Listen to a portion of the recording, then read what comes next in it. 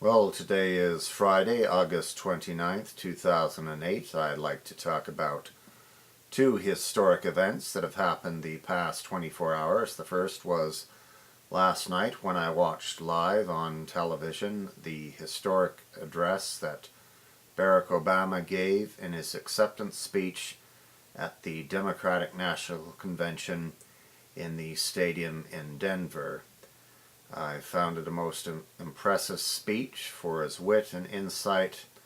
I give Mr. Obama 2 thumbs up. Minutes ago I just watched a video here at YouTube by Pat Buchanan. Pat Buchanan is, of course, a small C conservative columnist and writer who used to write for William F. Buckley's National Review magazine. He also ran against George Bush Sr. for president back in 1992 and was the Reform Party candidate for president back in the year 2000. Pat Buchanan really liked Obama's speech.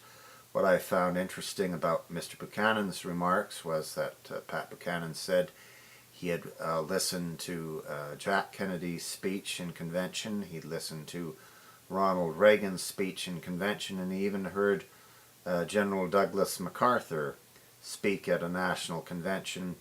And he said, in his opinion, this speech of Barack Obama's last night was the best speech he had ever heard given in a convention.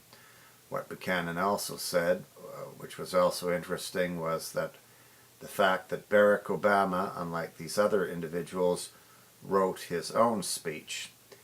And I recall reading in Time magazine earlier this year that the speech on race he delivered back in March during the great Jeremiah Wright controversy.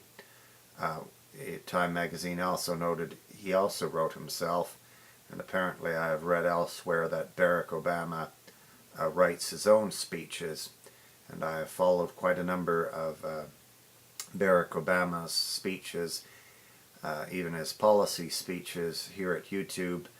I must say he is a very effective speaker and obviously a very articulate thinker.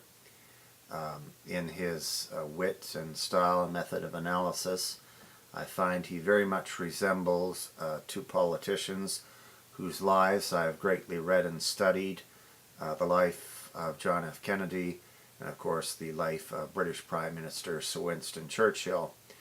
I understand George W. Bush says that Winston Churchill was his role model. Well, if that's true, all I can say is too bad Mr. Bush never learned anything from Winston Churchill.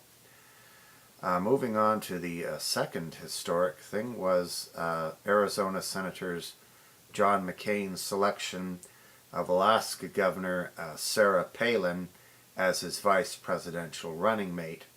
Now, just 3 days ago, I wrote a message to a blogger friend of mine who lives in Warner Robins, Virginia, Warner Robins, Georgia, I should say, and I mentioned to her that if John McCain is at all sensible, and I said I don't know at this point in time if McCain is sensible or not, he will pick Alaska Governor Sarah Palin as his vice presidential running mate. In fact, even a couple of months ago I was saying to my dad that if McCain wanted to make the best choice of running mate in my position, the best person he could name for the job was Alaska Governor Sarah Palin. So needless to say, tonight my dad was quite excited when McCain made his choice, and he said, oh, maybe somebody from the McCain campaign has been watching your videos and following some of your blogs.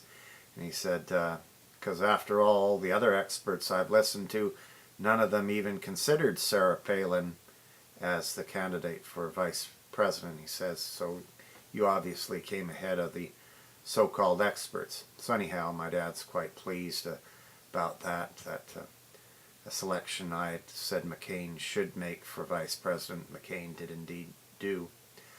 So this is going to be a very interesting historic election. Not that it hasn't been already, but the game isn't really over yet. We've now got a woman vice presidential candidate for the Republicans, the first woman vice presidential candidate for the Republicans, as well as the first Afro-American candidate nominee ever running for president. So this is going to be a very interesting election year.